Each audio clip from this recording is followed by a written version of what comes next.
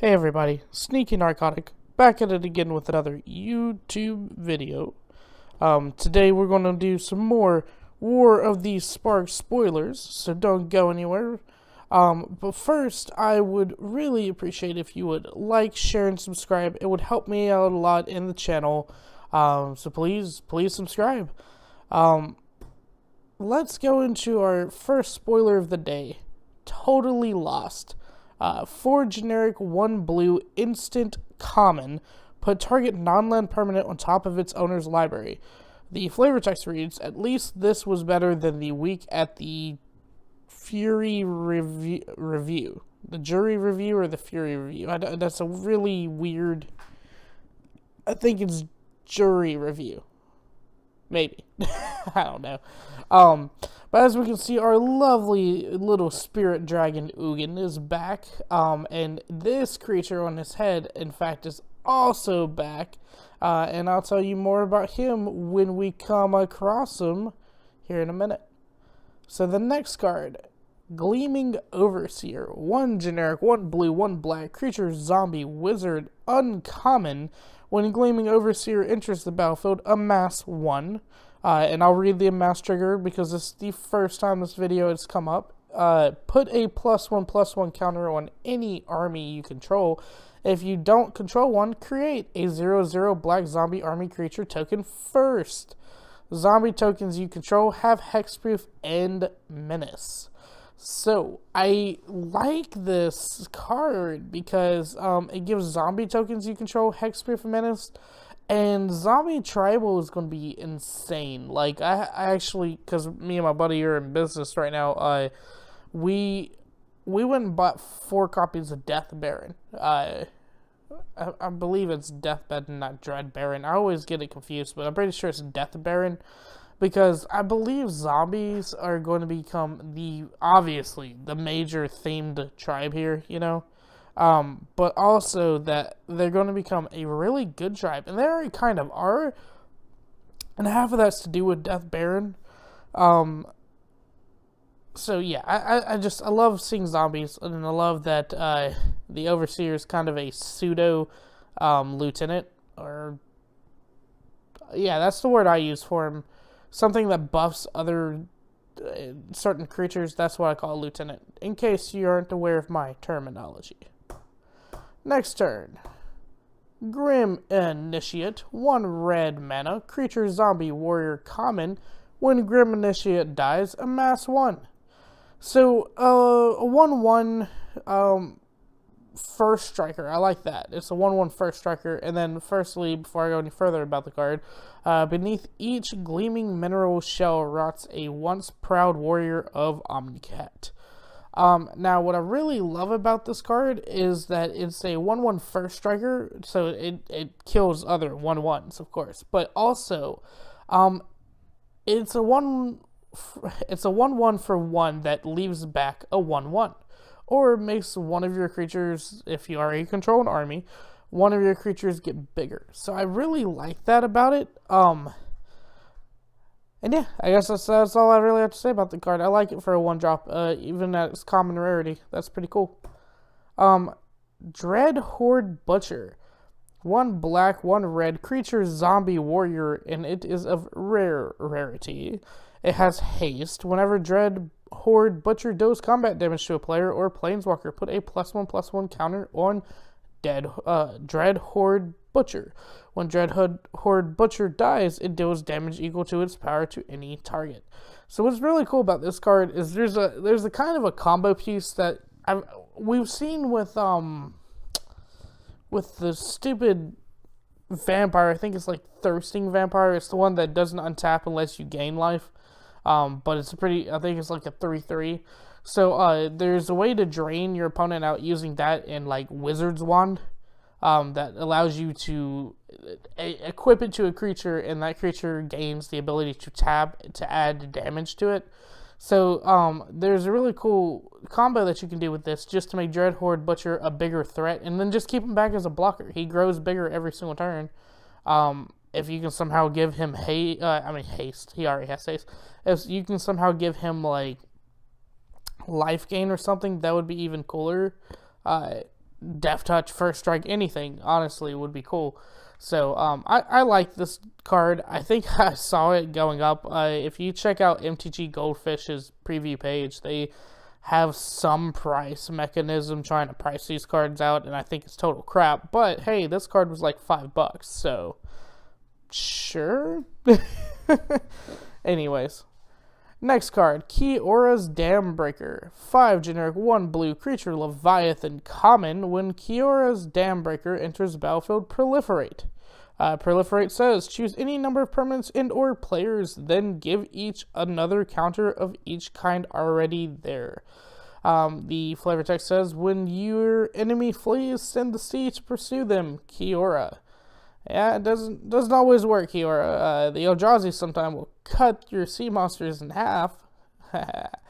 Anyways, 5/6 Leviathan creature type. I like it. It's a lot of mana to pay just to proliferate, but at least you get back a body, I guess, and it is common, so I can see this being kind of good and sealed. Kind of. I mean, we will have planeswalkers in every pack, so sure. Teferi's Time Twist. 1 generic 1 blue instant common. Exile target permanent you control. Return that card to the battlefield under its owner's control at the beginning of the next end step. If it enters the battlefield as a creature, it enters with an additional +1/+1 counter on it.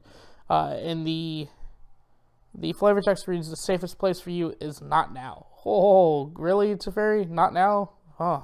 Wouldn't have thought that. So anyways, I like this because it's a blink card.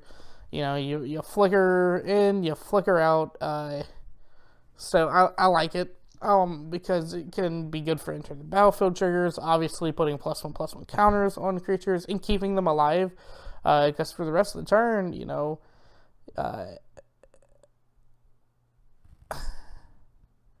it enters with an additional +1/+1 counter. That's what the flavor text is weird because it makes it sound like if you flicker it out, exile it. Yeah, if you exile it, it's not going to lose all its +1/+1 counters. Maybe I'm wrong. I'm not a judge. I'm a player, so maybe I'm wrong. But I'm pretty sure that if you exile it and then bring it back, it loses all its +1/+1 counters. Could be wrong though. But anyways, I do like that it keeps your creature alive. Or anything in exile target permanent you control. That could be an enchantment that you just put out there and you don't want to die. A planeswalker. And planeswalker would come back with the original loyalty if you needed it to. So I do like this card. I think it honestly might be better than a common, just barely. And there's a flicker card, so you know, flickering kind of a common thing to do. Anyways, Giant Growth, 1 green mana, instant. Our favorite World Series player here. Look at him, beautiful buddy and his companion. Target creature gets +3/+3 until end of turn. It is a common, unless I didn't say that already. And then the flavor text reads, sometimes Maru is content to gnaw on a bone. Sometimes he wants the whole skeleton. Yanggu.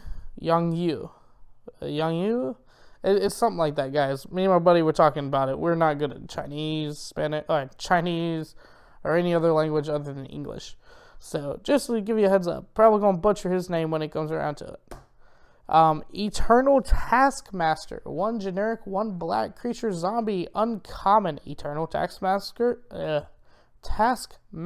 enters the battlefield tapped. Whenever Eternal Taskmaster attacks, you may pay 2 generic, 1 black. If you do, return target creature cards from your graveyard to your hand. I love that. Just graveyard recursion in general. Love.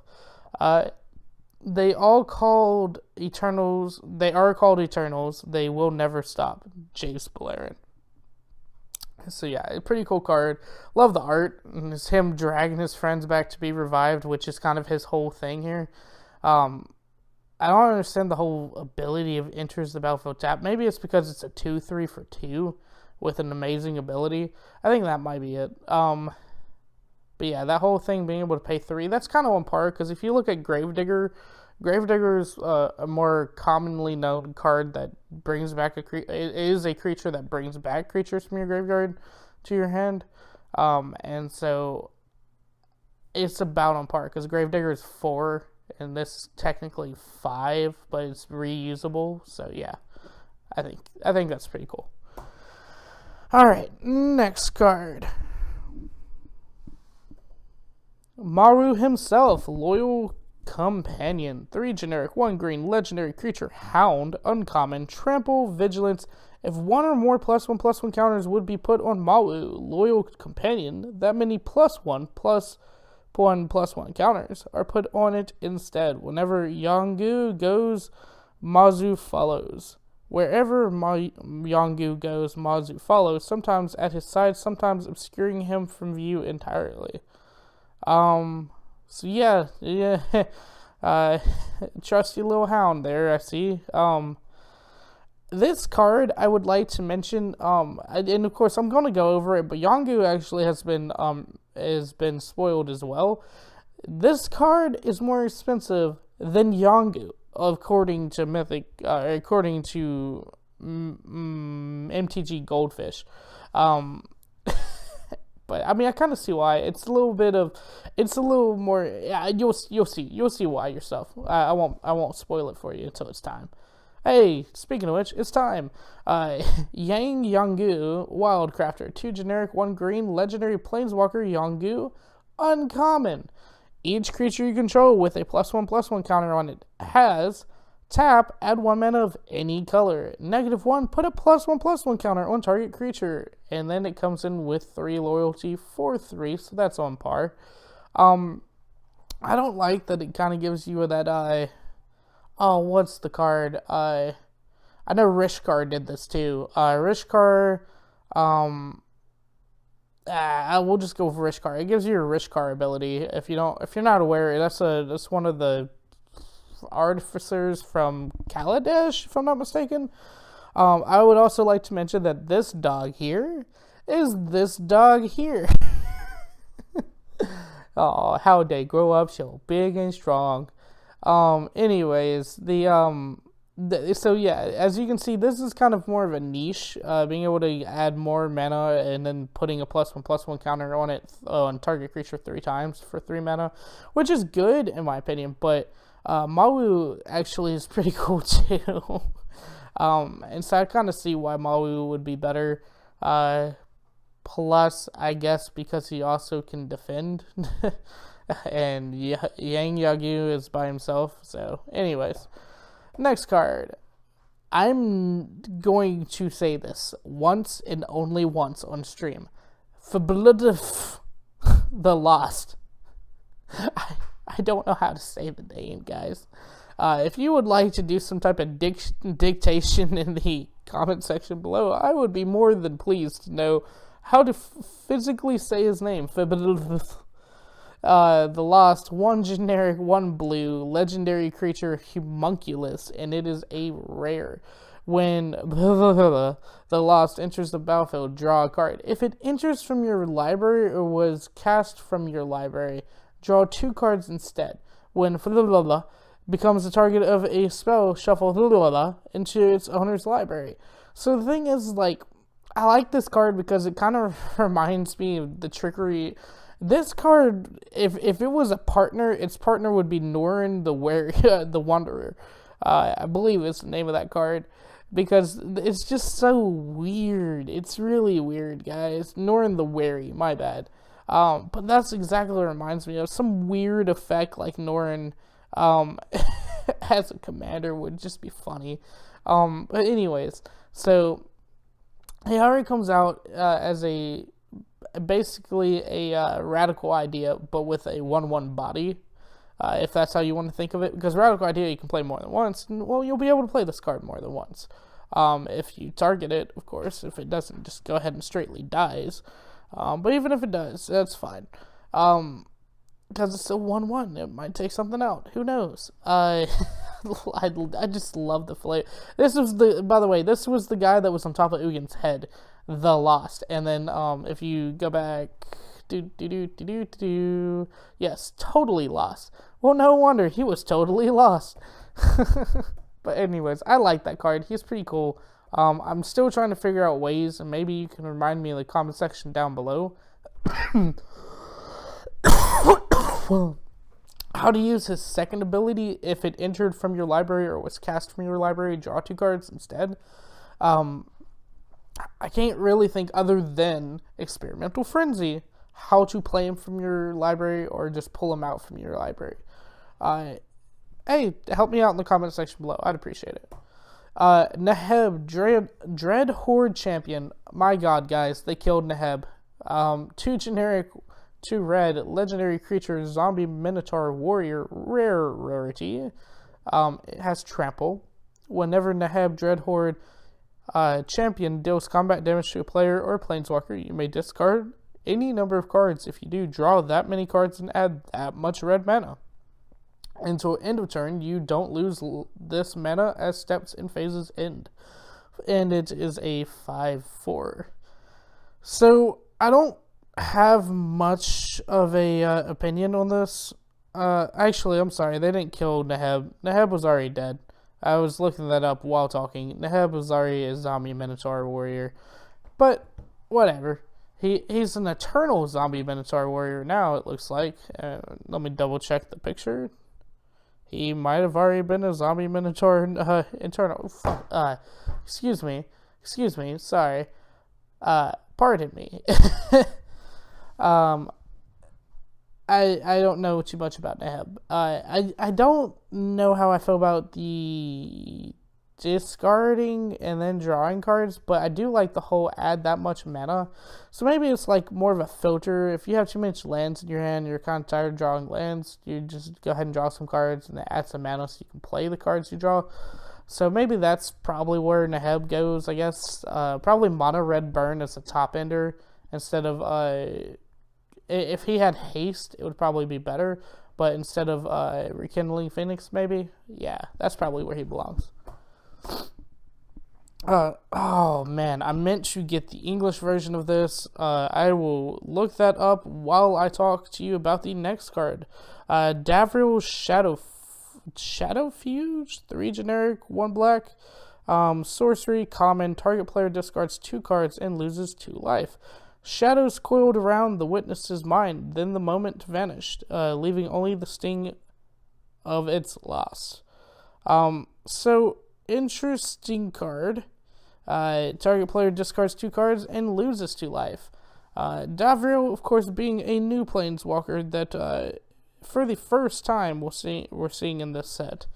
So I do like that. It's a Mind Rot plus half a Sovereign's Bite, I guess.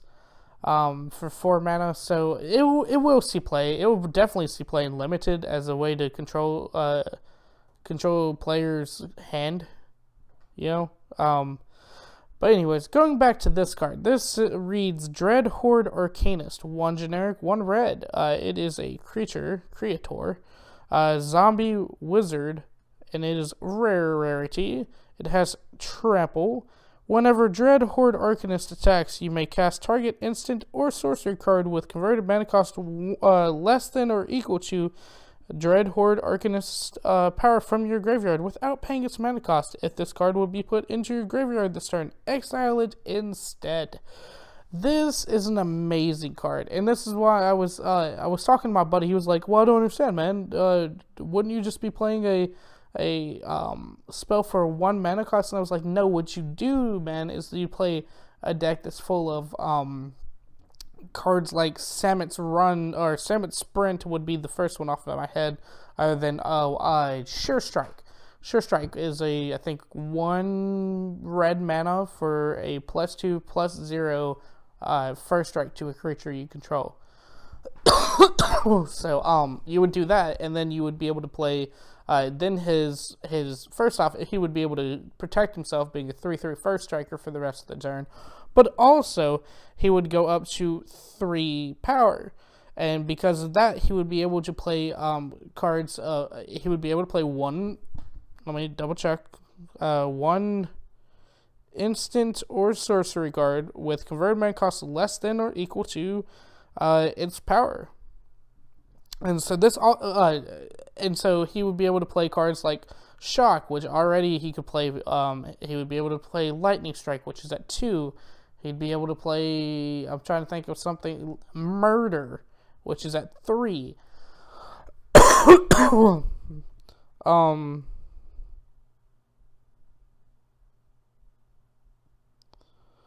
Whenever attacks you may cast.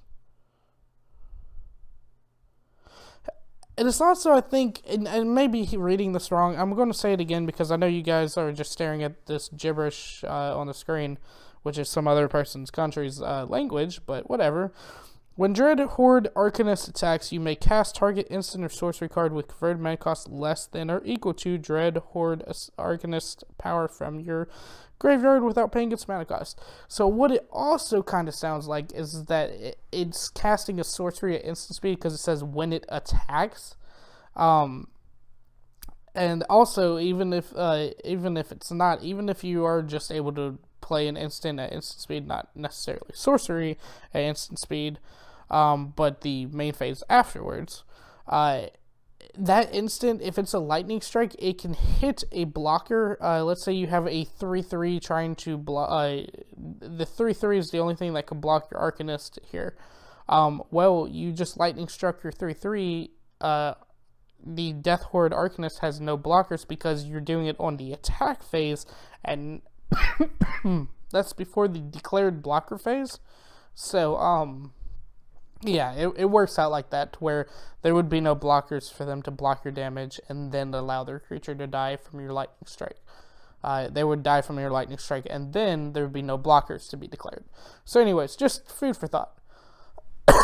Sorry if you hear me coughing. I'm still a little sick, guys, but I do want to help you out, get the spoilers out, help out with spoiler season. It's one of my favorite seasons of the year. It happens a couple different times a year, including Ral Storm Conduit, 2 generic, 1 blue, 1 red, legendary Planeswalker Ral. Whenever you cast or copy an instant or sorcery spell, Ral Storm Conduit deals 1 damage to target opponent or Planeswalker. +2, scry 1. -2, whenever you cast your next instant or sorcery spell this turn, copy that spell. You may choose new targets for the copy. So, pretty interesting card. Every single time you play an instant or sorcery, you're already doing 1 damage to a Planeswalker or the opponent's life total, straight up. Pretty cool. And then, of course, allowing you to copy cards, that's pretty cool, too. The scry ability is whatever, but at least it's a +2 instead of, like, a +1. So, it kind of balances out its -2 abilities, so I like Ral. I think he'll be a good card, especially in a spell slinging deck.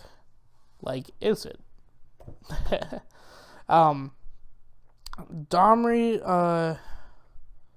oh dear. Domri, Anarch of Boesch. 1 generic, 1 red, 1 green. Legendary Planeswalker Domri. It is of rarity. Creatures you control get +1/+0 and +1. Add 1 red or 1 green. Creature spells you cast this turn can't be countered. Very good. It's kind of like a Rhythm of the Wild, but also allowing you to have mana and +1ing Domri. So I like that. Plus the -2 ability. Target creature you control fights target creature you don't control. And that's pretty cool, too. It helps give red and green control, which it doesn't necessarily have unless you're burning out or you're using Prey Upon. So it kind of gives you a slot to take out, like Prey Upon. Prey Upon says target creature you control attacks target creature you don't control. So basically what Domri's ability says for -2. By the way, it's Domri Anarch of Boesch. I had to look that up. So yeah, that's and these are the things that I've pulled off the internet, the pictures. But I actually had to read the they typed it out as best as they could see with the pictures. So it's not like I found a better picture and that's what I'm looking at. No, I'm reading what they typed out as the description. So anyways, just saying. But yeah, that it gives them more of a control aspect, and he's able to do it the turn he comes down, which is pretty good. Then he can +1 and then do it the next turn after that. So yeah, it's okay for red and green. I won't say it's pretty good. It's okay. Roalesk, Apex Hybrid, 2 generic, 2 green, 1 blue. Let me look him up here. If you want to know what website I use for this is Mythic Spoiler. And they are pretty good about getting them out early. But the problem is that they always kind of get some blurred ones, some non-translated ones. So that's why it's harder to use them. Okay, so Roalesk, legendary creature, human mutant. It is of mythic rarity, I want to say. It looks like mythic. Flying Trample. When Roalesk Apex Hybrid enters the battlefield, put 2+1/+1 counters on another target creature you control. When Roalesk Apex Predator dies, proliferate, then proliferate again. So that's pretty cool. It's a proliferating Mamma Jamma. 2 generic, 2 green, 1 blue, 4/5. So what's that? 5 mana for a 4/5 that has flying and trample. For a creature to have flying and trample is pretty cool. Not a lot have that. I wish they would have come up with a more unique creature type, since this is Simic and they're all known for adaptation in the last series, but about mutating and everything, instead of it just being a human mutant. Ugh, that seems stupid. It should have been like a shark crab or a elf crab. I don't know. Crabby. It should have been crabby or a homunculus. I like homunculus. Anyways, I think it will be a good card. I think it deserves its rarity, even though it's kind of vanilla for mythic. You know, not very wordy, which most mythics are. But hey, what am I? Who am I to judge? I am not a judge. I am a player. And here's the English version of the Dreadhorde Arcanist. I guess I did put it into the slideshow. Sorry, guys. So yes, whenever Dreadhorde Arcanist attacks, you may cast target instant or sorcery card with converted mana cost less than or equal to Dreadhorde Arcanist's power from your graveyard without paying its mana cost. If this card would be put into your graveyard this turn, exile it instead. So, still a pretty ridiculous card. The other thing I wanted to say about this card, and I'm glad I had another chance to talk about it, it is a 2-drop. That means that, first off, if you find something and give it haste, it can do this on the turn it comes out. But it doesn't need a lot of mana, you know. It's good. I like this card. Buy 4 copies. Here's a controversial card for you. And for a little subtext to this, you remember Niv-Mizzet, that red and blue dragon that was over the Izzet lead for a long time? And he's always been red and blue, but all of a sudden he started doing mutations on himself, and now he's Werberg. He's the color of the rainbow. White, blue, black, red, green, to bring out a Niv-Mizzet Reborn. Legendary creature Dragon Avatar, and that's nice. Dragon Avatar. Flying when Niv-Mizzet. I'm sorry guys, hold on. Dragon Avatar compared to Dragon Wizard. I like Dragon Wizard better. But anyways, when Niv-Mizzet Reborn enters the battlefield, reveal the top 10 cards of your library. For each color pair, choose a card that's exactly those colors from among them. Put the chosen cards into your hand and the rest on the bottom of your library in a random order. It's a 6/6 for 5, but it's the 5 hardest colors to get off at the same time. So, I have mixed feelings about this card. I feel like it could be cool, but at the same time I feel like it's a 6/6 flying dragon avatar. And they ruined Niv-Mizzet. They really did. I miss Niv-Mizzet. It's totally out of character for him. He's always been about spellcasting and kind of like Rao with the whole, being able to ping people for playing sorceries or instances or drawing cards. That's kind of what Niv-Mizzet's been about, and that's why it bugs me that they ruined my favorite dragon. Sorry, guys. I'm not a fan of the Elder Dragons. My favorite dragon. They ruined them. But hey, whatever. I would hope that the mutations would have been better. And so again, if you haven't seen our speculation video, Me and Blackout did a speculation video. I know the audio is not the best on it. We tried on, I won't say short notice, but limited supply. We tried. And we actually predicted this. We predicted not necessarily that Niv-Mizzet would be reborn as a dragon that has Werberg, but we predicted that he might have a duplication of himself that comes out with different colors than he is. And so I brought up the old God, and I wish I would have looked up more lore about him. His name was Taser, and he split into different personalities, but he just split into like the white Taser, the blue Taser, the black Taser, the red Taser, the green Taser, and then he started hunting planeswalkers, I think was what he did. I'm a little fuzzy on my old Magic the Gathering lore, like back in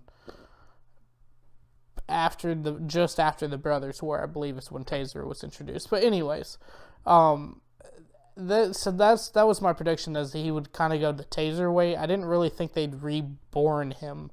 That's Jason Reborn, but the worst kind. Anyways, sorry, that was my rant on Niv-Mizzet. Let's go to the last and final and best spoiler of the day for me.